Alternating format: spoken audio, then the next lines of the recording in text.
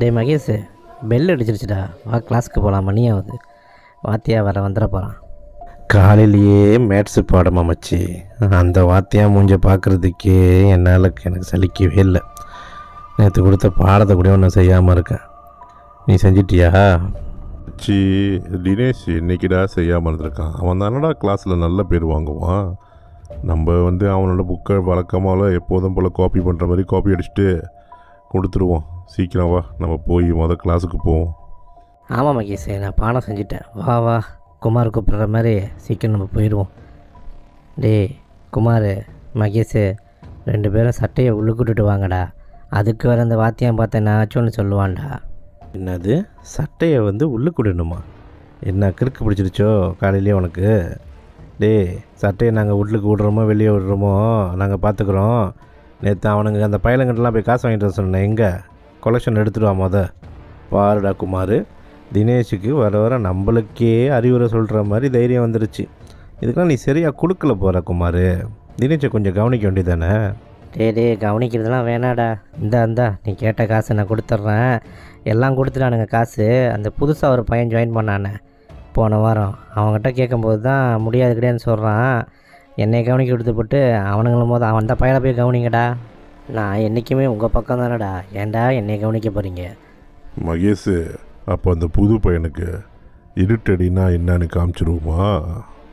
அடியை மட்டும் கொடுத்தா பத்தாது குமார். கரெக்டாக கொலெக்ஷன் டெய்லி அவனுங்களாகவே கொடுக்குற மாதிரி பூஜையை போடணும். இந்த ஒருத்தனுக்கு போடுற பூஜை தான் மற்றவனுங்களுக்கும் ஒரு பயம் வரும். அப்போ தான் காசை என்றைக்குமே கரெக்டாக காலில் கொடுத்துருவானுங்க. டே பேசி வாங்க வேண்டியதானடா. நான் வேணா போய் பேசுகிறேன்டா. கையையே வச்சிடாதீங்கடா. அவன் புது பையன் வேறு, யார் அவன் பேக்ரவுண்டில் இருக்கான்னு தெரியாது. வெளியிலேருந்து அவங்க அப்பா அம்மா யாராச்சும் கூட்டிகிட்டு வந்தானா போலீஸ் கேஸ் என்னாச்சும் ஆயிரப்போகுதுடா. டே தினேஷ், நீ எங்கள் டீம்னு தான் சொன்னேன். இப்போ நான் போய் பேசிக்கலாம் அதுன்ற. நம்ம டீமை பற்றி தெரியும் தானே, கையை வைக்காமல் நம்மளுக்கு பேச்சு இல்லைன்னு. நம்ம பேச்சே கையில் தானே. அவன் எவனை கூட்டிகிட்டு வந்தான்? அதான் மகேஷ் இருக்கானே. அப்புறம் ஏன் பயப்படுற? ஒரு கால் தான், வெளியிலேருந்து ஆள் இறங்கும். எவன் வெளியிலேருந்து வரான் நாங்கள் பார்ப்போம். நீ உனக்கு பயமாக இருந்தால் நீ கிளாஸ் ரூமில் போய்ட்டு இந்த பொம்பளை பிள்ளைங்க கூட உட்காந்துக்கோ. இது பொம்பளை பிள்ளைங்க சொல்லணும் தான் ஞாபகம் வருது. தினேஷ், அந்த பொம்பளை பிள்ளைங்க ரேகா, ஷீலா இதுங்கிட்டலாம் காசு வாங்கிட்டே இல்லையா? பொம்பளை பிள்ளைங்களா மச்சியே, அதாவதுங்க பிரச்சனை இல்லை மச்சி, அவங்க கரெக்டாக கொடுத்துருவாங்க.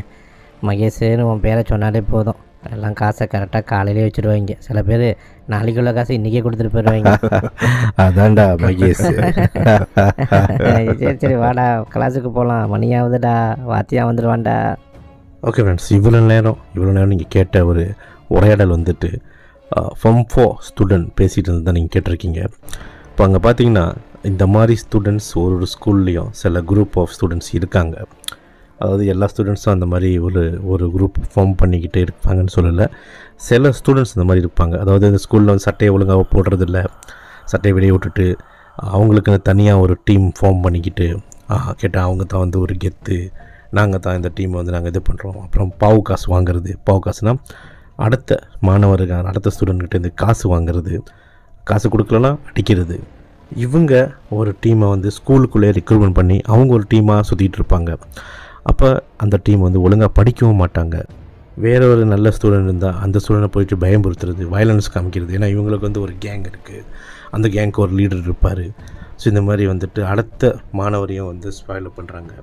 அதே சமயத்தில் பெண் மாணவர் இருந்தாக்கா, பெண்கள் இருந்தாக்கா அங்கே படிக்கிற ஸ்டூடெண்ட், ஸோ அவங்கள போய் காதலிக்கிறேன்னு சொல்கிறது. ஸோ இந்த மாதிரி ஸ்டூடெண்டோட எண்டிங் எப்படி இருக்கும், அதாவது ஸ்கூல் லைஃப் முடிஞ்சோன்னு எப்படி இருக்கும்? கண்டிப்பாக அவங்க ஒரு கேங்ஸ்டரிசமில் முழுமையாக இன்வால்வ் ஆகிறதுக்கும் வாய்ப்பு இருக்குது, ட்ரக்ஸுக்கு டீல் பண்ணுறதுக்கும் வாய்ப்பு இருக்குது. ஸோ இந்த மாதிரி பிரச்சனைகள் எல்லாமே நம்ம கம்யூனிட்டியில் நடந்துக்கிட்டு இருக்குது. ஸோ இது எங்கே போய் முடியும்னு யாருக்கும் தெரியல. சரி வாங்க இன்றைக்குள்ள உண்மை சம்பவத்துக்குள்ளே போகலாம். வணக்கம் ஃப்ரெண்ட்ஸ், இந்த வீடியோவை உங்கள் இயர்ஃபோன் யூஸ் பண்ணி பாருங்கள். நம்ம சேனலுக்கு என்ன சப்ஸ்கிரைப் பண்ண பார்த்தீங்கன்னா மறக்காமல் சப்ஸ்கிரைப் பண்ணிக்கோங்க. வெல்கம் பேக் டு கேஷ் ஜிகர் உண்மை சம்பவம் சீசன் 4.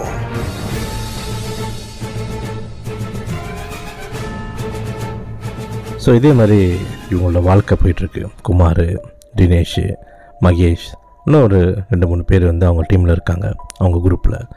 ஸோ இவங்களாம் வந்துட்டு கிளாஸை வந்து கட்டடிக்கிறது, அதாவது ஸ்கூல் படிக்கிற நேரத்துலேருந்து வெளியே போகிறது, ஸ்கூல் விட்டு வெளியே போகிறது, அப்புறம் ஸ்மோக்கிங் பண்ணுறது. ஸோ இந்த மாதிரி வந்து கெட்ட பழக்கம்லாம் வந்துட்டு செஞ்சிட்ருக்காங்க. ஸ்கூலில் வந்துட்டு ஒரு டிசிப்ளின் ப்ராப்ளம் உள்ள ஸ்டூடெண்ட் சொன்னால் இவங்கெல்லாம் அந்த மாதிரி உள்ள ஸ்டூடெண்ட். ஸோ இந்த மாதிரி இவங்க போயிட்டுருக்கிற வேலையில் ஒரு நாள், மகேஷ், உனக்கு ஒரு கதை தெரியுமா? அந்த புது பையன் நம்ம ஒரு காட்டணுமே, ஆரம்பத்தில் தினேஷ்கிட்ட காசு கொடுக்க மாட்டேன்னு சொன்னானே, இப்போ கரெக்டாக காசு கொடுக்குறான். அதுவும் எங்கே பார்த்தாலும் சலாம் வேற வைக்கிறான் மகேஷ். இதில் என்ன குமார் புது விஷயம்? நம்மளுக்கு கொடுக்க வேண்டிய மாதிரி தானே கொடுத்துட்ருக்கானுங்க, கொடுக்க வேண்டிய காசை தானே கொடுக்குறானுங்க. அதுக்கே ரொம்ப ஆச்சரியப்பட்டு சொல்லிகிட்டு இருக்க. அது தெரியுது. இல்லை, நான் என்ன கேட்குறேன்னா, ஏற்கனவே தான் நம்ம ஒரு காட்டணும்ல, அந்த காட்டும் போது வந்து அவன் தான் போயிட்டு அவங்க அப்பா அம்மா கூட்டிகிட்டு வந்துட்டு பெரிய தகராறாயிடுச்சு. அதுக்கப்புறம் நீ தான் சொன்ன பார்த்துக்கிறேன், பேசிக்கிறேன் அப்படின்னு சொல்லிட்டு நீ போன. அதுக்கப்புறம் நீ என்கிட்ட எதுவுமே சொல்லவே இல்லை. இவனும் வந்து கரெக்டாக காசுலாம் கொடுக்குறான். என்ன தான் நடந்துச்சு மச்சி? அதுவாடா, அதுதான் அவன் வந்து ரிப்போர்ட் பண்ணிட்டான். செக்யூரிட்ட சொன்னால் அவங்க அப்பா அம்மாலாம் கூட்டிகிட்டு வந்தாங்க, நம்மளுக்கும் டிசிப்ளின் ஆக்ஷன்லாம் எடுத்தாங்க. அதுக்கப்புறம் வெளியெல்லாம் வச்சு அவங்க அப்பா ஒரு மாதிரியே வார்னிங்லாம் கொடுத்தாரு. நான் தான் நம்ம அபாங்க்கு கால் பண்ணிட்டேன்ல, நம்ம ஏரியாவில் ஒருத்தர் இருக்கார், அவர் டைரெக்டாக வீடியோ இறங்கி சவுண்ட் பண்ணிட்டாரு. நான்லாம் தம்பி மகேஷ்லாம் என் தம்பி மாதிரி, மேலே கையே வச்சுருந்தீங்கன்னா அப்புறம் வீட்டு போது என்ன செய்வோன்னு தெரியாது. அதை கேட்ட உடனே அவங்க அப்பங்காரன் பயந்துட்டான். அவன் பாட்டுக்கு வந்துட்டு அவன் வேலை உண்டு நான் உண்டு நின்றுக்கிறேன், மகன் மேலே கையை மட்டும் வைக்காமல் பார்த்துக்குங்கன்னு சொன்னான். அதான் நம்ம அப்பாங்க வந்து சொன்னாங்க, அதை செய்ய வேணாடா அவனுங்கள, அந்த பையனை நீங்கள் பாட்டுக்கு நீங்கள் உங்கள் வேலையை பாருங்கள், அவன் கொடுக்குறதெல்லாம் கரெக்டாக கொடுப்பான்னு சொன்னாங்க. ஸோ அதனால தான் கரெக்டாக வந்து கொடுக்குறான். நம்ம அப்பாங்க நம்ம சனிக்கிழமை போனால் நம்ம கவனிச்சிக்க வேண்டியதான். அதான் நம்மளுக்கு தான் நம்ம ஸ்கூல் மூலிமா வருது, பயப்பிள்ளைங்களாம் கொடுக்குறாங்களா நம்மளுக்கு. இதை வச்சு நம்ம அப்பாங்க செஞ்சால் அப்பாங்க நம்மளை பார்த்துக்க போகிறாங்க. ஆமாம் மச்சி, உண்மைதான். வர்றதில் அப்பாங்க கொஞ்சம் செஞ்சுமா, அப்பாங்க நம்மளை பார்த்துக்குவாங்க. உண்மைதான். அங்கே பாரு, தினேஷ் ஓடியாடுறான் பாரு, வேண்டா தலை தூக்கி ஓடியாடுறான் திடீர்னு. குமார், மகேஷ் முக்கியமான விஷயம்டா. என்னடா முக்கியமான விஷயம்? என்ன முக்கியமான விஷயம்? அந்தளவுக்கு மூச்சு வாங்க ஒடியான்னு சொல்கிற அளவுக்கு என்ன முக்கியமான விஷயம்டா? என் ஆள் கீதா, நான் இத்தனை வருஷமாக வந்துட்டு பார்த்துக்கிட்டு இருந்தல, லவ் ப்ரப்போஸ் பண்ணல, இப்போ ஒத்துக்கிட்டாடா. எப்படிடா ஒத்துக்கிட்டா? நீ இப்படி அலையும் போது கூட எதுவுமே இல்லையே, இப்போ தெரியாத மாதிரி தானே இருந்த கொஞ்ச நாளா. எப்படி நாயா போய் அலையும் போது ஒத்துக்காதவ இப்போ எப்படிடா ஒத்துக்கிட்டா? அது எப்படின்னா, நம்ம மகேஷ் தான். மகேஷ் ஹெல்ப் பண்ணலன்னா அதெல்லாம் நடந்திருக்காது. மகேஷ் ஹெல்ப் பண்ணானா? என்னடா மச்சி நீ பண்ண? அதை இவன் தினேஷே சொல்லு, கடுப்பாக இருக்குது இவனோட காதல் கதையை நான் சொல்கிறதுக்கு. என்னடா இவனை கேட்டா உன்னை கேட்க சொல்கிறான், உன்னைய கேட்டால் உன்னை கேட்க சொல்கிறான். டே தினேஷ், இப்போ ஒழுங்கு முறையாதே உட்காந்து சொல்லு. நீ நின்றுக்கிட்டு மூச்சு வாங்கலாம் சொல்லாத. என்னதான் கதை சொல்லு சீக்கிரம். அதுவா மச்சி, அது இந்த கீதாவை நான் லவ் பண்ணிகிட்டு இருந்தேன்ல இத்தனை வருஷம், அவள் தான் எதுக்கும் மடிய மாட்டேன்னு சொல்லிட்டா. அப்போ என்ன பண்ணேன், ஏதோ மகேஷ்கிட்ட சொன்னேன். மகேஷுக்கு ஏற்கனவே லவ்னா பிடிக்காது, ஆனால் இருந்தாலும் ஒரு ஹெல்ப் பண்ணி கேட்க சொன்னேன். ஏன்னா மகேஷோட அந்த அபாங்க இருக்காங்களே, அந்த வெளியே, அதான் வயசு கூட இருக்காங்களே, அவகிட்ட கேட்க சொன்னேன். அவள் தான் அந்த போமோ அதெல்லாம் போவாங்களே, ஸோ அந்த சியாமை எங்கேயோ போயிட்டு வருவாங்க, அவங்ககிட்ட தான் கொஞ்சம் ஹெல்ப் கேட்டு என் ஃபோட்டோவையும் என்னோடய கீதா ஃபோட்டோவையும் கொடுத்து, அப்புறம் கொஞ்சம் தலைமுடி, அப்புறம் கீதா பாய்ச்சி அந்த டிஷ்யூ இதெல்லாம் பாய்ச்சி கொஞ்சம் சும்மாயம் பண்ணுறதுக்கு கேட்டிருந்தாங்களே, அதெல்லாம் கொடுத்த மகேஷ்கிட்ட. அப்போ என்னையை தேடி வந்து இப்போ தான் மச்சி 1 வாரம் ஆகுது கொடுத்து, 1 வாரத்துலேயே வந்து என்னை தேடி வந்து என்னை பிடிச்சிருக்குன்னு சொல்லிட்டா. அதான் உடனே அந்த மகேஷ்கிட்ட சொல்கிறதுக்கு. என்னடா கதை விட்றியா? இவர் முடியை கொடுத்தாராம், டிஷ்யூ பேப்பர் கொடுத்தாராம், ஃபோட்டோவில் வச்சு சும்மாயம் கொடுத்துட்டாங்களாம். என்னடா டே மகேஷ், உங்கள் சொல்கிறதுலாம் உண்மையா? ஆமாடா இவன் வந்துட்டு தான் கீதா பின்னாடி லோன்னு சுற்றிட்டு இருந்தான் அத்தனை வருஷமாக. இப்போ நம்ம ஃபார்ம் 4 வரை படிக்கிறோம், இன்னும் 1 வருஷம் ஸ்கூல் முடிஞ்சிடும். சரி, அதுக்குள்ளே ஏதோ ஒர்க் அவுட் ஆகும்னு சொல்லி பார்த்தேன், எதுவுமே நடக்கலை. அதனால தான் நம்ம அப்பாங்க இருக்காங்கல்ல, அவங்கக்கிட்ட தான் சொன்னேன். இந்த மாதிரி சொன்னவங்க தான் அப்பப்போ சியாமெல்லாம் போயிட்டு வருவாங்க, இதெல்லாம் பெரிய விஷயமே இல்லை, படத்தை கொஞ்சம் ஜாமான் கேட்டார், அதை கொடுத்து செய்ய சொன்னேன். இதோ இப்போ தான் வந்து சொல்லிட்டானே, உன் கண்ணு முன்னு தான் வந்து சொன்னான். டேய், அப்போ என்னடா அந்த பிள்ளைக்கு மந்திரம் பண்ணிட்டீங்களாடா நீங்கள் எல்லாம் சேர்ந்து? டேய், நான் மந்திரவாதியா மந்திரம் பண்ணுறதுக்கு? அவன் அந்த மாதிரி ஆசைப்பட்டான், நம்ம சொல்லி கொஞ்சம் ஹெல்ப் பண்ணேன், அவ்வளோதான். மந்திரம் படித்து மந்திரம் செஞ்சதெல்லாம் அந்த தைலனோட சீஃபு தான் பண்ணியிருப்பார். நாங்கள் பண்ணோன்றோம், நாங்கள் மந்திரம் அது மாதிரி இல்லைடா. தெரியுது அது செஞ்சது வேற. நல்லா அந்த பிள்ளைக்கு போய் இந்த மாதிரி அந்த பிள்ளை தான் மேலே காதல் வரலையே, அப்போ எதுக்கு போயிட்டு இந்த மாதிரிலாம் பண்ணி காதல் வர வைக்கணும்? இதெல்லாம் வந்துட்டு பாவம் இல்லையாடா மச்சி? பாவமும் இல்லை புண்ணியமும் எதுவும் இல்லை. நம்மளுக்கு ஒரு விஷயம் வேணும்னா அதை வந்து எந்த வகையில் வேணும்னா நம்ம அடைஞ்சிக்கலாம். புரியுதா உனக்கு? நீ கொஞ்சம் பாவம் புண்ணியத்தெல்லாம் பார்க்குறது விட்டுவிட்டு உனக்கும் ஏதாச்சும் வேணும்னா சொல்லு, உனக்கு நான் ஹெல்ப் பண்ணுறேன். அடப்போடா, என்னோடய சைஸை பார்த்தாலே எல்லா பிள்ளைங்களும் ஓடி போயிடுதுங்க. இதில் நான் போய் ஒரு பிள்ளைகளை பார்க்கணுமா? சரி, நீ இவ்வளோ பேசுறிய, ஏன் உனக்கு யாரு நீ இந்த மாதிரி காதலிக்கிறது நீ பண்ணி வச்சுக்கலையா? எனக்கா? நம்ம ஸ்கூலில் இருக்கிறதுங்கள பார்த்தாலே தெரியலையே, எதை மூஞ்சி பார்த்தாலும் சலிக்கலாம் மச்சி. அதெல்லாம் வந்துட்டு ஒரு நம்மளுக்குன்னு ஒரு டேஸ்ட் இருக்குல்ல, பார்த்த உடனே நம்மளுக்கு தோணணும் மச்சி. அதுதான் மச்சி காதல். உண்மை தான் மகேஷ், உண்மை தான்.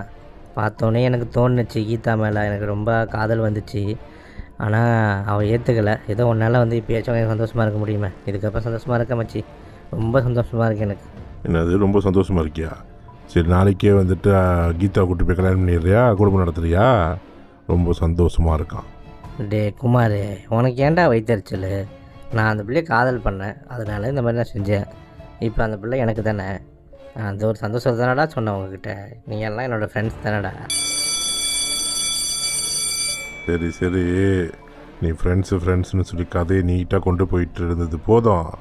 மணி அடிச்சிட்டான், வா எல்லாம் வீட்டுக்கு கிளம்புவோம். ஸோ இதே மாதிரி இவங்க லைஃப் வந்து இப்படியே போயிட்டுருக்கு. ஸோ வருஷம் வந்துட்டு பாதி வருஷம் ஆயிடுச்சு, அதாவது 6வது மாதம். ஸோ பிள்ளைங்களுக்கெல்லாம் படிப்புலாம் ப்ரிப்பரேஷன் பண்ணுவாங்க, அதாவது எக்ஸாம் ப்ரிப்பரேஷன்லாம் பண்ணுவாங்க. ஸோ அந்த அன்றைக்கின்னு பார்த்து எக்ஸாம் ப்ரிப்பரேஷனுக்கு ஒரு 3 டேஸ்க்கு பிஃபோர் இந்த ஸ்கூலில் ஒரு நியூ ஸ்டூடெண்ட் வந்து என்ட்ரி கொடுக்குறாங்க. அதாவது நியூ என்ட்ரி வந்து ஒரு ஸ்டூடெண்ட் போடுறாங்க. அவங்க பேர் ஜானகி. ஸோ இவங்க வந்துட்டு அந்த ஸ்கூலில் வந்து புகுந்த முதல் நாளே வந்துட்டு ஸ்கூல் என்ட்ரன்ஸ்லேயே வந்து சயின்ஸ் பார்க்குறோம். சயின்ஸ் பார்க்கனா இந்த மாதிரி டேபிள், மரத்துக்கீழே வந்து டேபிள், சின்ன சின்ன ஹட், சின்ன சின்ன பொண்டோன்னு சொல்லுவாங்க ஹட்டு.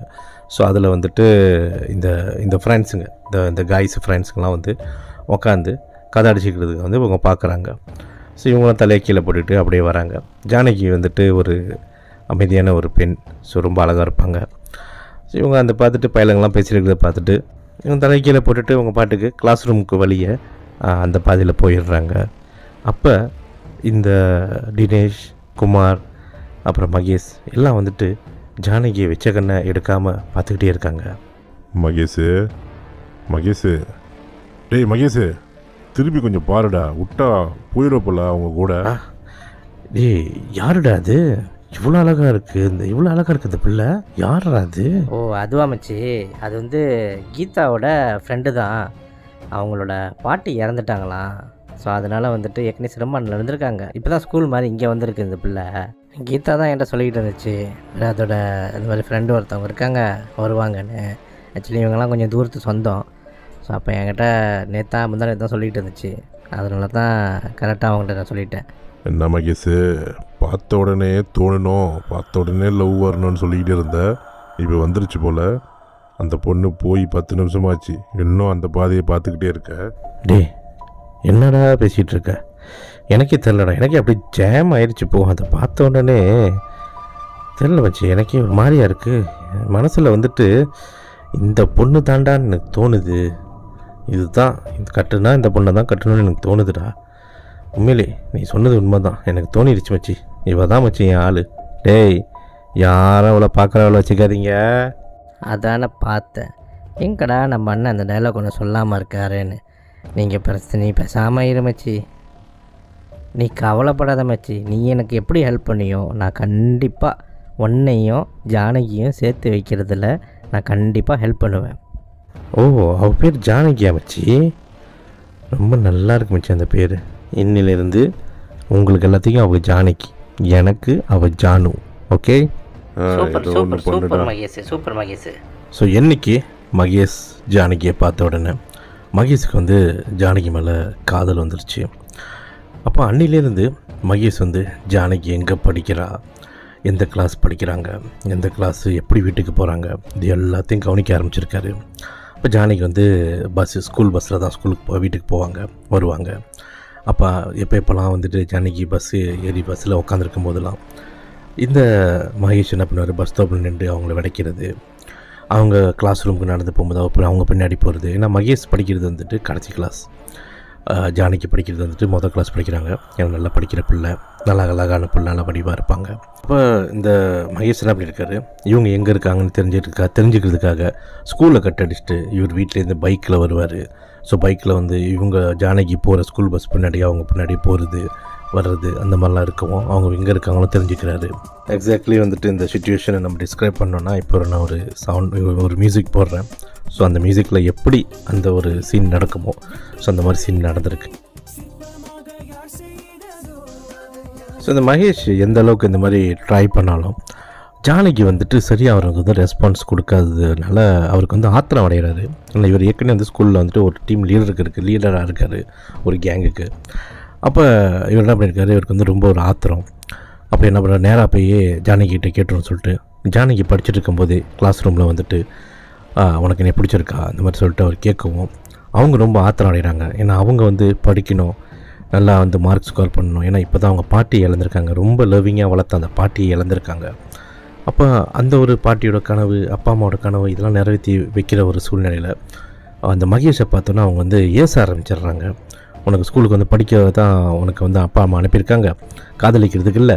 ஸோ நீ எதுக்கு வந்து என்னை டிஸ்டர்ப் பண்ணுறேன்னு சொல்லி அவங்களுக்கு வந்து ரொம்ப ஆத்திரம். ஏன்னா இவர் வந்துட்டு எந்த இடத்துக்கு அவங்க போனாலும் பின்னாடி வர்றது, பின்னாடி போகிறது, ஸ்கூல் பஸ்ஸில் இருக்கும்போது எல்லா இடத்துலையும் அவங்களுக்கு வந்து ஒரு டார்ச்சரிங்காக அவங்களுக்கு வந்து ஃபீல் ஆயிடுச்சு. அவங்களுக்கு வந்து ஃபீல் பண்ண ஆரம்பிச்சிருக்காங்க.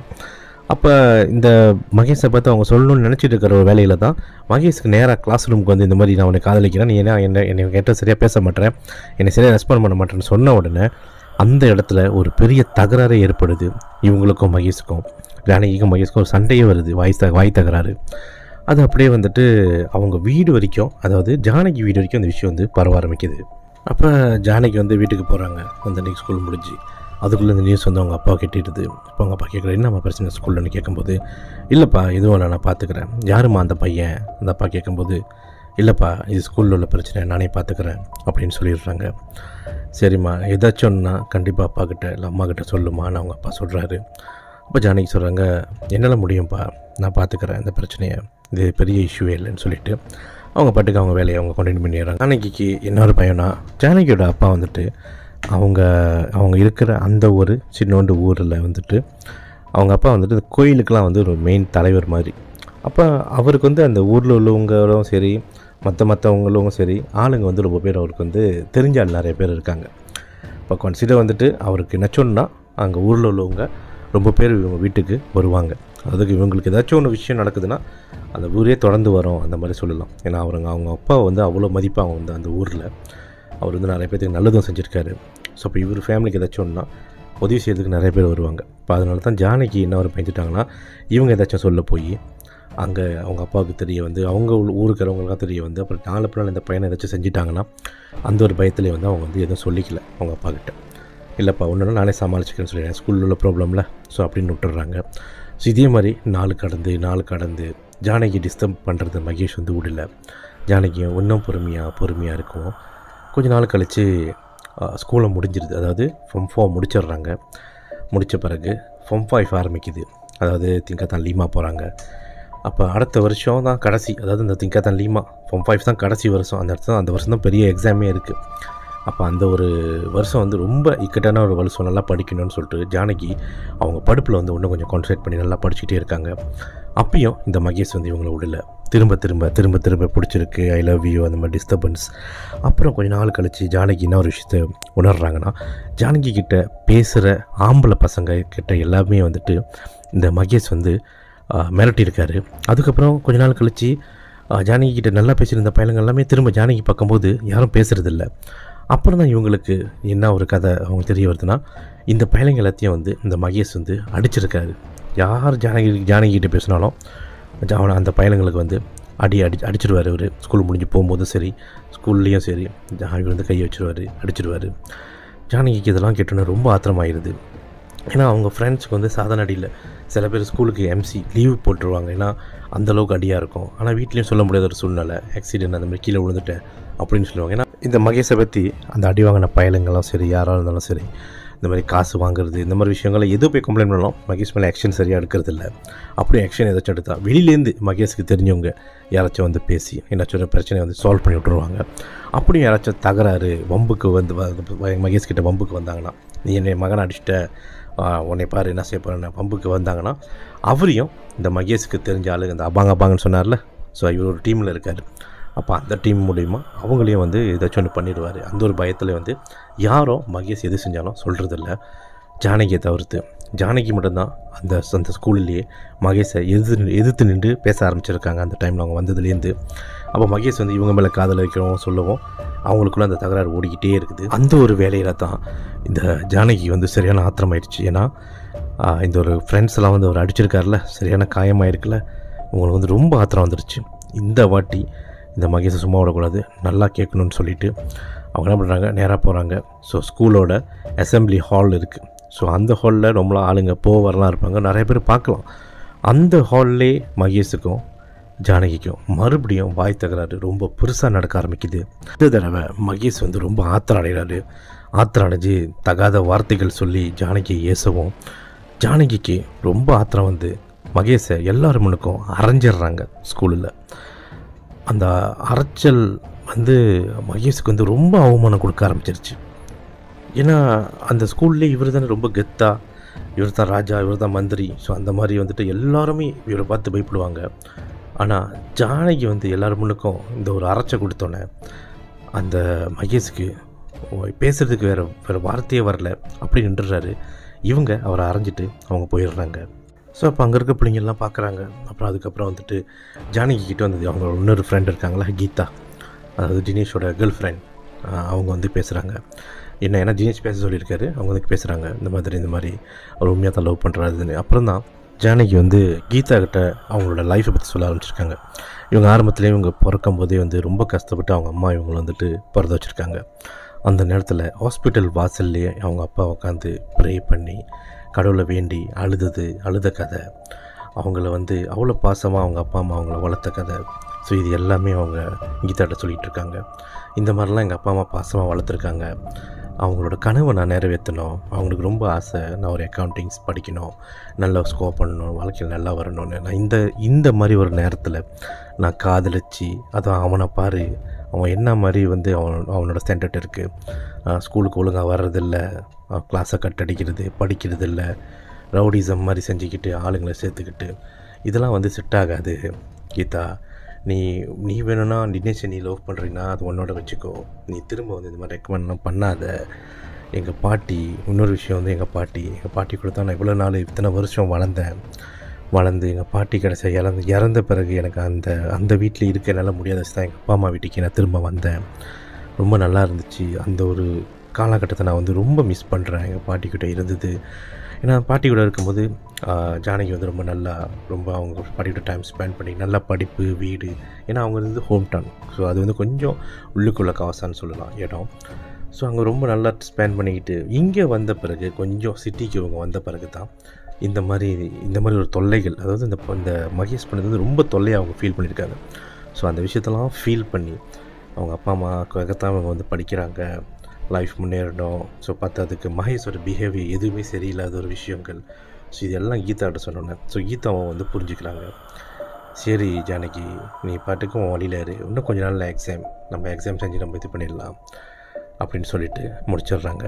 ஸோ ஜானகி வந்துட்டு அவங்க வீட்டுக்கு போகும்போது கீதா போய்ட்டு அவங்க தினேஷ் கிட்ட இந்த விஷயத்தெல்லாம் சொல்லிடுறாங்க. சொன்ன பிறகு இவங்க வீட்டுக்கு வந்துடுறாங்க. ஸோ வீட்டுக்கு வந்த உடனே ஜானகி கிட்ட அவங்க அப்பா பார்த்து கேட்டது, யாரம்மா நீ அடித்த அந்த மாதிரி கேட்கும்போது ஜானகிக்கு வந்து ரொம்ப ஒரு ஷாக் ஆகிருக்கு. ஏன்னா திடீர்னு அந்த விஷயத்தை கேட்டிருக்காருல்ல அவங்க அப்பா. அப்புறம் எல்லா விஷயத்தையும் A to Z ஜானகி உட்காந்து அவங்க அப்பா கிட்ட சொல்லும் போது அவங்க அப்பா வந்து ரொம்ப ஆத்திரம் ஆகிறாரு. ஏன்னா அந்தளவுக்கு அவர் வந்து டார்ச்சர் பண்ணியிருக்காங்க அந்த பையன். இவங்க படிப்பு கூடயும் உங்களால் படிப்பை கூட கான்சன்ட்ரேட் பண்ண முடியாத அளவு அந்த மாதிரி மென்டல் டார்ச்சர் அவர் பண்ணியிருக்காரு. இப்போ இவங்க அப்பாவுக்கு ரொம்ப ஆத்திரமாயிடுச்சு. அப்போ கூட ஜானகி என்ன சொல்லியிருக்காங்க, வேணாப்பா எதுவும் செய்யாதீங்க, நான் அந்த பையனை அரைஞ்சிட்டு வந்துட்டேன், நீங்கள் இது பண்ணிக்காதீங்கப்பான்னு சொல்லி அவங்க வந்து சமாதானப்படுத்திருக்காங்க அவங்க அப்பாவை. ஸோ அதுக்கப்புறம் ஜானகி பற்றிக்கு எப்போதும் அவங்க வந்து அவங்க ரூமில் போய் அவங்க படிக்க ஆரம்பிச்சிடுறாங்க, ஸ்கூலுக்கு வர இருக்காங்க. இந்த மகேஷை வந்து காணும். ஸோ எக்ஸாம் வந்து ஆரம்பிக்க போகிறாங்க. அதாவது எக்ஸாம் பார்த்திங்கன்னா டேரெக்டாக எல்லா நாளுக்கும் எக்ஸாம் வராது. ஒரு நாள் விட்டு 2 நாள் விட்டு 3 நாள் விட்டு மொதல் எக்ஸாமுக்கு இவங்க வரும்போது அந்த பையனை காணும். 2வது நாள் ஒரு நாள் விட்டு திரும்ப வந்து பார்க்குறாங்க, அந்த பையனை காணும். 3வது நாளும் இந்த மாதிரி எக்ஸாமுக்கு அவங்க வரும்போது கூடயும் அந்த பையனை காணும். அப்போ அவங்க ஃப்ரெண்ட்ஸுக்கிட்டேயும் கீதா கிட்டலாம் விசாரிக்கிறாங்க. யாருக்கும் எந்த பதிலும் தெரியல, என்ன ஆச்சுன்னு தெரியல மகேஷுக்கு. அப்புறம் திரும்ப ஜானகி என்ன சொல்கிறாங்கன்னா, கீதாவை தேடி திரும்ப சொல்கிறாங்க, எப்படியாச்சும் தேடிப்பார், எனக்கு பயமாக இருக்குது, மகேஷ் எத்தனை நாள் காணோம், என்னாச்சு ஏதாச்சும் எனக்கு தெரியல, எங்கள் அப்பாவுக்கும் அந்த விஷயம் தெரிஞ்சிருச்சு, ரொம்ப பயமாக இருக்குது, என்னாச்சும் நடந்திருக்க போதும் அவனுக்கு அப்படின்னு சொல்லி அந்த கீதா கிட்ட அவங்க சொல்லவும், கீதா சொல்கிறாங்க, சரி பரவாயில்ல, நான் தினேஷ் கிட்ட நான் கேட்டு பார்க்குறேன்னு சொல்லிட்டு கீதா போய் விசாரிச்சுட்டு வந்துட்டு அவங்க சொன்ன விஷயம் என்னென்னா, ஆக்சுவலி ஜானகிக்கு ரொம்ப ஷாக்கிங்காக இருந்திருக்கு. என்னென்னா, அவங்க அப்பா ஜானகியோட அப்பா வந்து அந்த வெல் நோன் பீப்புள்னு நினைக்கிறேன் சொல்ல. ஸோ இந்த விஷயங்கள் எல்லாமே வந்து ஸ்கூலில் நடக்கிற விஷயம் எல்லாமே வந்துட்டு ஆளுங்க வந்து பார்த்துட்டு தான் சொல்லியிருக்காங்க. ஏன்னா அவங்க அப்பா வந்து வெல் நோன் பீப்புள்னால அவர் வந்து இவங்க மக போகிறது வர்றது எல்லாமே வந்து ஆளுங்க அவர் செட் பண்ணி வைக்கல. அங்கே இருக்கிறவங்க எல்லாத்துக்கும் அவங்களுக்கு தெரியுது, இந்த மகளை இவங்க வந்து இன்னார் வீட்டு மக அந்த மாதிரின்னு. அதனால இந்த விஷயம்லாம் தெரிஞ்சோன்னா இந்த பையன் மோட்டர் பைக்கில் போனது வந்தது, பஸ் கோலா பின்னாடி போனது, பஸ் ஸ்டாப்பில் நின்று அந்த ஜானகியை வெடைச்சது எல்லாம் அந்த அப்பாவுக்கு சொல்லுவோம். அவங்க அப்பா ஆத்திரமாக இருக்காரு. இந்த பையனை அவங்க அப்பாவும் அங்கே இருக்கிற அந்த ஊர் பெரியவங்களாம் போயிட்டு பார்த்து பேசி இவங்க வந்து அடிச்சிருக்கிறாங்க. அந்த விஷயம் ஜானகிக்கு தெரிஞ்சோடனே ஜானகி ரொம்ப ஒரு பக்கத்து அவங்க அப்பா மேலே ஆத்திரப்படுறாங்க. அதான் சொன்னேன், இது மாதிரி வேணான்னு. சரி பரவாயில்ல, எக்ஸாம் முடிஞ்சிட்டு வீட்டுக்கு போவோம். வீட்டுக்கு போன கையோட ஜானகி பார்த்து, ஏன்ப்பா இந்த மாதிரி பண்ணீங்க அந்த மாதிரிலாம் சொல்லி கேட்கவும், அவங்க அப்பா அங்கே என்ன சொல்கிறாருன்னா, ஆக்சுவலி அவங்க அப்பா வந்து அந்த பையன்கிட்ட பேச தான் போயிருக்காரு. ஆனால் அங்கே அந்த பையன் பேசின வார்த்தைகள் வந்து தகாத வார்த்தைகள், கொச்ச வார்த்தைகளை பேசியிருக்காரு. ஏன்னா இவங்கள ஆக்சுவலி ஜானகி கூட அந்த பையனை அரைஞ்ச காரணம் கூட கொச்ச வார்த்தை, கெட்ட வார்த்தை பேசி தான் ஜானகி ஏசியிருக்காரு. அதில் தான் ஜானகி அரைச்சி விட்ருக்காங்க அந்த டைமில். அங்கே 2வது அவங்க ஃபாதர் போய் பேசும்போது கூடயும் இந்த பையன் வந்து அங்கே இந்த மாதிரி அந்த ஃபாதரையும் மதிக்காமல், அதாவது மரியாதை இல்லாமல் குறைவாக பதில் கொடுத்துருக்காரு. ஸோ அதனால் அந்த இடத்துல வந்து அந்த பையனை அடிச்சிடுறாங்க. அப்போ அதனால தான் அந்த பையன் ஸ்கூலுக்கு வரல. ஸோ அந்த ஒரு விஷயம் வந்துட்டு அவங்க அப்பாவும் சொல்கிறாரு, இல்லைம்மா இந்த மாதிரி நான் வந்து ரொம்ப, அதாவது அடிக்கக்கூடிய ரொம்ப நான் அடிக்கலாமான்னு சொல்லி ஏதோ ஒன்று சமாளிக்கிறார் ஜானகி கிட்ட சொல்லி. ஸோ ஜானகியும் வந்து சரியாக புரிஞ்சுக்கிறாங்க. ஏன்னா அப்பா வந்து இஸ் ஆல்வேஸ் ப்ரொடெக்டிவ், அதாவது அப்பாவாக ஒரு மகளை வந்து அவர் காப்பாற்றணும், என் மக வாழ்க்கை வீணாக போகக்கூடாது சொல்லி தான் அந்த விஷயம் செஞ்சுருக்கேன். அவங்க புரிய வருது. பார்த்ததுக்கு அந்த பையனும் அந்த நேரத்தில் வந்து பேசின விதம், ஏன்னா அவருக்கு தான் வந்து பேக்ரவுண்ட் ஆள் இருக்குன்னு சொல்லி ஏற்கனவே பேசியிருக்காருல. ஸோ அந்த மாதிரி விதத்தில் பேசுகிற வரைக்கும் ஒரு தகராறு வந்திருக்கு. இவங்களும் புரிஞ்சுக்கிறாங்க. ஸோ இவங்களும் மறுநாள் எக்ஸாமுக்கு போயிட்டு இருக்காங்க. அந்த பையன் அறவே எந்த எக்ஸாமுக்கும் அந்த பையன் வந்து உட்காரவே இல்லை. ஸோ இவங்களுக்கு வந்து ஜஸ்ட் ஒரு சின்ன ஒரு கியூரியாசிட்டி, அவனுக்கு உண்மையிலே என்ன தான் ஆணுச்சு, அவனுக்கு உயிர் ஏதாச்சும் ஆபத்து வந்துருச்சா, இல்லை ஜஸ்ட் ஒரு அடியோட விட்டுட்டாங்களா. ஸோ அந்த ஒரு கியூரியாசிட்டியோடு வந்துட்டு அவங்க அந்த எக்ஸாமுக்கும் போயிட்டு வராங்க. ஆனால் அவங்க வந்து அந்த விஷயத்தை ரொம்ப போதை பண்ணல. இருந்தாலும் அவங்களுக்கு வந்து ஒரு சின்ன ஒரு கில்ட்டி ஃபீலிங், ஏன்னா இவங்கனால தான் அந்த பையன் வந்து அடி வாங்கியிருக்கான். அப்போ இன்னொரு பக்கத்து அவங்க ஃப்ரெண்ட்ஸ் கூடலாம் பேசும்போது, இல்லை என்னால் தான் அவன் அடி வாங்கியிருக்கான் அந்த மாதிரி சொல்லி பேசும்போது, அப்போ அங்கே இருக்க இன்னொரு ஃப்ரெண்ட்ஸ் என்ன சொல்கிறாங்கன்னா, அவன் அந்த மாதிரி வார்த்தைகள்லாம் பேசிடக்கூடாது, பத்தாதுக்கு உங்கள் அப்பாக்கிட்டே மரியாதை எல்லாம் பேசிடக்கூடாது, அவங்க பெரியவரில், ஸோ அவர் உன்னை பெற்றவர், அவர் கண்டிப்பாக அந்த இது இருக்கும், அவங்க அப்பா பண்ணது ரைட்டுன்னு சொல்கிறாங்க. இன்னொரு எல்லாம் ஃப்ரெண்ட்ஸ் சொல்கிறாங்க, இல்லை அவன் சின்ன பையன் தானே அப்படின்னு சொல்கிறாங்க. ஸோ இவங்க அந்த ஒரு குழப்பத்தோடு இருக்காங்க. ஆனால் அது ஒரு குழப்பத்திலே எக்ஸாம்லாம் எழுதி முடிக்கிறாங்க. ஸோ கடைசி நாளும் வருது. ஜானகி ஸ்கூலுக்கு போயிட்டு எக்ஸாம் எழுதி முடிக்கிறாங்க. எழுதி முடித்து அந்த ஹால் விட்டு வெளியே வரும்போது, முன்னுக்கு அந்த தமான் சயின்ஸ் இருக்குன்னு சொன்னால ஆரம்பத்தில், சயின்ஸ் பார்க் ஸ்கூல் உள்ளிக்கே இருக்குமே, அங்கே வந்து இவங்க காயத்ரியோட ஃப்ரெண்ட்ஸ்லாம் உட்காந்துருக்காங்க, பேசிக்கிட்டு இருக்காங்க. எக்ஸாம் வெளியே முடிச்சுட்டு வந்துட்டாங்க அவங்களாம். காயத்ரி லேட்டாக முடிச்சுட்டு வராங்க. அந்த சயின்ஸ் பார்க்கை தாண்டி, அதாவது அது பொண்டோ ஒரு ஹட்டாக இருக்கும். ஸோ ஒரு 4-5 ஹாட் தாண்டி இந்த தினேஷ், குமார், அப்புறம் மகேஷ் அங்கே வந்து நிற்கிறத வந்து காயத்ரி பார்க்குறாங்க. இவங்க பார்த்துட்டு தெரியாத மாதிரி இவங்க போய்ட்டு அவங்க ஃப்ரெண்ட்ஸ் கூட பேசி, கடைசி நாள் ஸோ எல்லாம் வந்து ஃபோட்டோலாம் பிடிக்கிறது, பேசுகிறது, ஏன்னா கடைசி நாள் வந்து டைம் ஸ்பெண்ட் பண்ணிட்டு தான் வெளியாவாங்க ஃப்ரெண்ட்ஸ்லாம். ஸோ இவங்களும் அந்த கேர்ள்ஸ் குரூப்பு கூட போய் பேசிக்கிட்டு அவங்க டைம் ஸ்பெண்ட் பண்ணிக்கிட்டு அந்த மாதிரி இருக்க ஒரு வேலையில் தினேஷ் அங்கேருந்து வந்து கீதாவை கூப்பிட்றாரு. கீதா அங்கே வான்னு, ஏன்னா தினேஷோட கேர்ள் ஃப்ரெண்ட் தான் கீதா. கூப்பிட்டோன்னே இந்த மாதிரி மகேஷ் வந்து ஜானகி கிட்ட கொஞ்சம் நேரம் பேசணுமா, கொஞ்சம் நேரம் வர சொல்லு அப்படின்னு சொல்லுவோம். கீதா வந்து ஜானகி கிட்ட சொல்கிறாங்க, ஜானகி இது மாதிரி மகேஷ் ஒன்றை பேசணுமான்னு. அப்போ ஜானகி வந்து கடுப்பாக வராங்க. அந்த நேரத்தில் டென்ஷனாக வராங்க. ஏன் இப்போ என்னத்துக்கு எதாவது முடிஞ்சு எல்லாமேன்னு. இல்லை கொஞ்ச நேரம் அவன் பேச போகிறானா அப்படின்னு சொல்லி கேட்டோன்னே சரி நான் பேசுகிறேன், அவனை வர சொல்லுன்னு சொல்லிட்டு ஜானகி வந்து வர சொல்லியிருக்காங்க. ஸோ அவன் அந்த மகேஷ் அப்படியே நடந்து வந்து இவங்க ஹட்டுக்கிட்ட வந்துட்டு ஜானகியை பார்த்துட்டு இன்னும் கொஞ்சம் அந்த அவங்க பில்டிங்லாம் இருக்கும். ஸோ அங்கே வந்து கொஞ்சம் தனியான ஒரு இடம். ஸோ அங்கே போயிடுறாங்க. அதாவது இவங்க கண் பார்வையில் தான், முன்னுக்கு தான், இன்னும் கொஞ்சம் பேசுனா வழங்காது, ஆனால் பார்க்கலாம். ஸோ அந்த மாதிரி வந்து அவர் முன்னுக்கு நடந்து போகிறாரு. ஸோ ஜானகி வந்து அவங்க புரிஞ்சிருச்சு, அவங்க தனியாக கூப்பிட்றாரு பேசுகிறதுக்குன்னு. ஜானகியும் போகிறாங்க. ஸோ அங்கே போனோன்னே ஜானகி கிட்ட மகேஷ் சொன்ன ஒரு விஷயம் என்னென்னா, நீ என்னை அடித்து அரைஞ்சது கூடயே வந்துட்டு எனக்கு அந்தளவுக்கு எனக்கு வந்து ஃபீல் இல்லை. ஆனால் நீ போய் உங்கள் அப்பாங்கிட்ட சொல்லி என்னை வந்துட்டு ஆள் வச்சு நீ அடித்தது தான் எனக்கு உண்மையிலே வந்து எனக்கு வந்து தரப்போ சக்தி, எனக்கு வந்து திருப்தியே இல்லை.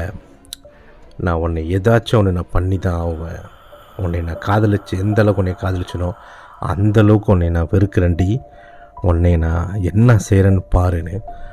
அப்போ ஜானகி நினச்சிருக்காங்க, இவன் இந்த மகேஷ் வந்து மன்னிப்பு கேட்க வந்திருக்கான், கடைசி நாள் மன்னிப்பு கேட்டு மறந்துடுவோன்னு நினச்சி வருவான், சரி நம்மளும் மன்னிப்பு கேட்டணும், அந்த மாதிரி ஒரு எண்ணத்தில் இருந்த ஜானகிக்கு மகேஷ் இந்த மாதிரி ஒரு வார்த்தைகள் சொல்லி பேசும்போது அவங்களுக்கு உடனே ஆத்திரம் வந்துடுச்சு. அந்த இடத்துலையே மகேஷை திரும்ப அவங்க ஏசி, நீ இந்த மாதிரி என்ன வேணால் நினச்சா பண்ணி பாரு, உனக்குன்னா நான் பயந்தவன்னு நினச்சியா, ஏற்கனவே வந்து நீ வந்துட்டு இந்த அளவுக்கு நீ வந்து நின்ற காரணமே என்னால் தான், நான் எதுவுமே பண்ண வேணான்னு சொல்லிட்டேன் எங்கள் அப்பா கிட்ட கூடயும், இல்லைன்னா எப்பயும் நான் போலீஸ் கேஸ் கூட நான் போயிருப்பேன், நீ இந்த அளவுக்கு என்னை டார்ச்சர் பண்ணியிருக்கேன், 2 வருஷம் நிம்மதி என்னை படிக்க விட்டியாடா, அது இதுன்னு சொல்லி சரியான பிரச்சனை ஓடுது 2 பேர்த்துக்கும். திரும்ப இந்த ஃப்ரெண்ட்ஸுங்கெல்லாம் ஓடி போய் அந்த பிரச்சனையை நிப்பாட்டி, அதாவது கடைசி நாள் பேசிக்கிங்கன்னு சொல்லி பார்த்தா இப்படி பண்ணுறீங்களா 2 பேருன்னு சொல்லிவிட்டு ஸோ பிரித்து விட்டு கூட்டிகிட்டு வந்துடுறாங்க. ஆனால் காயத்ரிக்கு வந்து இந்த மகேஷ் சொல்லும் போது மகேஷோட கண்ணில் பல மடங்கான ஆத்திரத்தை வந்து காயத்ரி பார்த்ததை உணர்றாங்க. அந்த ஆத்திரத்தில் தான் மகேஷ் சொல்லியிருக்கான், உன்னை நான் சும்மா விட மாட்டேன், இப்போ உனக்கு தெரியாது, உனக்கு தெரிய வேண்டிய நேரத்தில் தெரியும், கொஞ்சம் நாள் கழித்து தெரியும்னு சொல்லி அந்த வார்த்தைகள் சொல்லும்போது அது ஒரு அந்த மண்டையில் வந்து அவங்க அந்த விஷயம் அப்படியே ஓடிக்கிட்டே இருந்திருக்கு. ஸோ அந்த விஷயம் முடிஞ்சு அவங்க கிளம்பிடுறாங்க. அப்புறம் இந்த தினேஷ் இந்த குமார் வந்து கேட்டிருக்காங்க மகேஷ் கிட்ட, என்னடா உனக்கு பைத்தியம் பிடிச்சிருச்சா உனக்கு, கடைசி நாள் மச்சி எல்லாம் முடிச்சுட்டு நீ வந்துட்டு சமாதானமாக பேசிட்டு வருவேன்னு பார்த்தா எல்லாத்து முன்னுக்கும் வந்துட்டு ஜானகியை கெட்ட வார்த்தை சொல்லி ஏசி கத்திக்கிட்டு இருக்க, என்ன மச்சி ஆச்சு உனக்கு? ஆமாடா குமார், நான் இவன் நல்லபடியாக போய் பேசுவான்னு நம்பி தானே ஜானகி என் கீதா கிட்ட சொல்லிட்டான், ஜானகியை கூப்பிட சொன்னேன். இந்த மாதிரியா மகேஷ் நீ பண்ணுறது, நீ தான் வந்துட்டு உனக்கு தான் வந்துட்டு அந்த அப்பாங்கெல்லாம் தெரியும்ல, ஏதாச்சும் ஒன்று பண்ணி அப்புறம் நம்ம ஜானகி உன் பக்கம் நீ இழுத்துக்கலாம் வச்சு, ஏன் இப்படி போய் கத்தி இங்கே போய் ஆர்ப்பாட்டம் பண்ணிக்கிட்டு இருக்க? தினேஷ், குமார், நீங்களாம் வந்துட்டு என்னை என்ன சாதாரண நினச்சிக்கிட்டீங்களாடா? எல்லாத்து முன்னுக்கும் அவள் அறைவா, நான் வந்து திரும்ப அவளை வந்து தேடி போவேன் நினச்சேன், என்ன தினேஷ் பண்ணி நினச்சியா? திரும்ப அவள் பின்னாடி போகிறதுக்கு, பொம்பளைங்க முன்னால் போகிறதுக்கு? நான் மகேஷ்டா, எனக்கு தெரியும் அவளுக்கு என்ன செய்யணும் ஏது செய்யணும்னு எனக்கு தெரியும். என்ன தினேஷ் நீ சொன்ன, திரும்ப போயிட்டு அவளை வந்து என் கூட சேர்த்து வச்சுக்கிறதுக்காக நான் போய் செய்யணுமா? நான் செய்வேன்டா, அவளுக்கு நான் செய்வேன், ஆனால் நீ சொன்ன மாதிரி நான் செய்ய மாட்டேன், அதுக்கும் மேலே நான் கொடுக்குறேன்டா அவளுக்கு வலியும் வேதனையும். வேணாம் மச்சி, பழி வாங்குற எண்ணம் கூடாதுடா, நல்ல பழக்கம் இல்லை மச்சி. மகேஷோட ஃப்ரெண்ட்ஸ் மகேஷை கூப்பிடும்போது மகேஷ் திரும்பி பார்க்காம அந்த ஒரு பழி வாங்குற எண்ணத்தோட அந்த ஸ்கூலை விட்டு போயிட்டார்.